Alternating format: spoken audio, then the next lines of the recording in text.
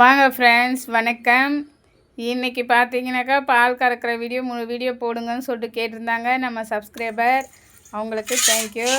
இப்போது இது ஃபுல்லாகவே வந்து பால் கறக்கிற வீடியோ தானுங்களே, வாங்க பார்க்கலாம். நாங்கள் வந்து விடியற்காலை 3 மணிக்கெலாம் எழுந்திருப்போம். பால் கறக்கிறதுக்கு வந்து ஆள் வருவாங்க. அவங்க வந்து இன்றைக்கி வரல. ஆனால் வரலன்னு சொல்லிட்டு ஃபஸ்ட்லேயே சொல்லலைங்களே. அதனால் வந்து நாங்கள் எப்பவும் போல் 3 மணிக்கு எழுந்திரிச்சி சாணியெல்லாம் அள்ளி போட்டுட்டு நல்லா பெருக்கிட்டு தூர வேற போட்டுன்னு இருந்ததுங்களே. அதனால் வந்து மாடு வந்து கொட்டால் இருந்தது, வெளியே ஓட்டின்னு வந்து கட்டிட்டு பார்த்துன்னு இருந்தோம். பார்த்தா அவங்க வரவே இல்லைங்களே. அதுக்கப்புறம் வந்து 4:30 ஆகிடுச்சு. இதுக்கப்புறமா அவங்கள பார்த்தா வேலைக்கு ஆகாது, நம்மளே கறந்துடலாம் அப்படின்னு சொல்லிட்டு வந்தனுங்களே.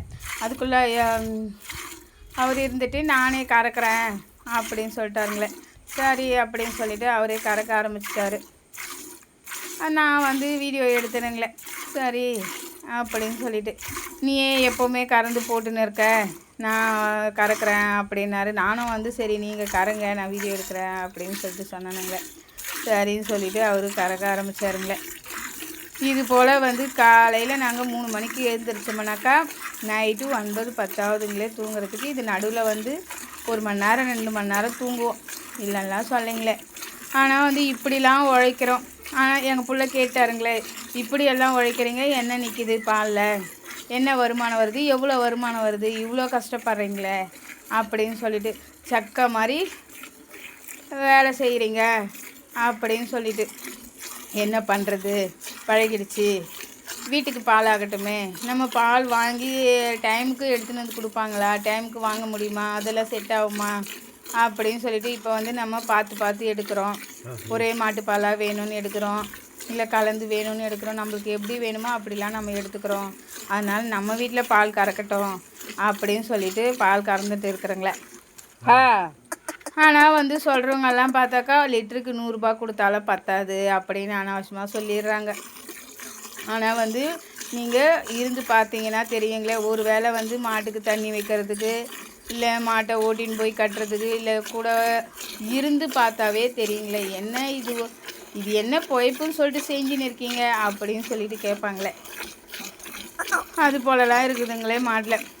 பால் வந்து தனியார் பால்லையும் வந்து 35 ரூபான்னு தான் வாங்குகிறாங்க. அவங்க எடுத்துகிட்டு போயிட்டு 47 ரூபான்னு ஊற்றுறாங்க.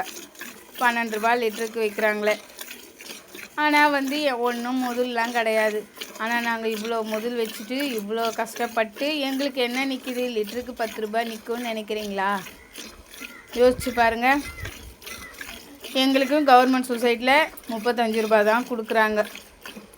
அப்போது எங்களுக்கும் அதே போல் தான். என்ன பண்ணுறது, இங்கே வந்து வெளியிலாம் பால் ஏற்றக்கூடாது, வெளியிலாம் கொடுக்கக்கூடாது, இங்கே தான் கொடுக்கணுங்களே. ஊரில் வந்து கட்டுப்பாடுங்களே கிராமத்தில். அதனால் வந்து நாங்கள் வெளியெலாம் கொடுக்குறதில்ல, இங்கே தான் கொடுத்துட்டு இருக்கிறோம். இது போலலாம் கஷ்டப்பட்டு என்ன நிற்கிது, எதுக்கு இவ்வளோ கஷ்டப்படுறீங்க அப்படின்னு சொல்லிவிட்டு எங்கள் பிள்ளையே கேட்குறாருங்களே. சரி என்ன பண்ணுறது, பழகிடுச்சு அப்படின்னு சொல்லிட்டு தான் நாங்கள்லாம் கண்டினியூ பண்ணுறோங்களே. இன்றைக்கி வந்து தவிடு விலையே ஏறிடுச்சு, பொட்டு விலையே ஏறிடுச்சு, புண்ணாக்கும் விலை ஏறிடுச்சு. நாங்கள் வந்து கடல புண்ணாக்கு தான் போடுவோங்களே.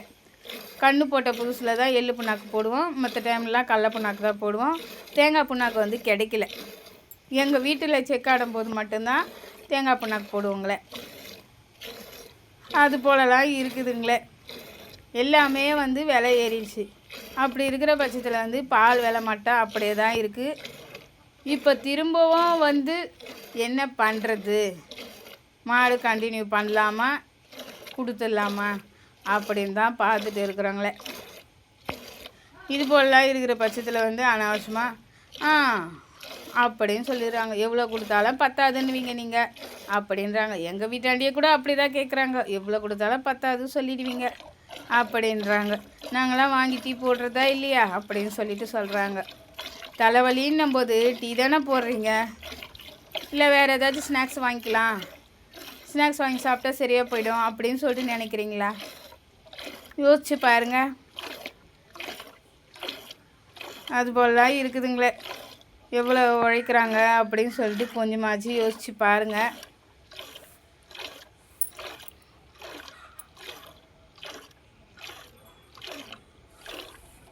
உழைப்புக்கேற்ற ஊதியம் கொடுத்தா நல்லா இருக்குங்களே, என்ன பண்ணுறது. அப்பத்துலேருந்து இப்படி தான் போயிட்டு இருக்குது, வரவுக்கோ செலவுக்கோ சரியாக இருக்குது அப்படின்ட்டு.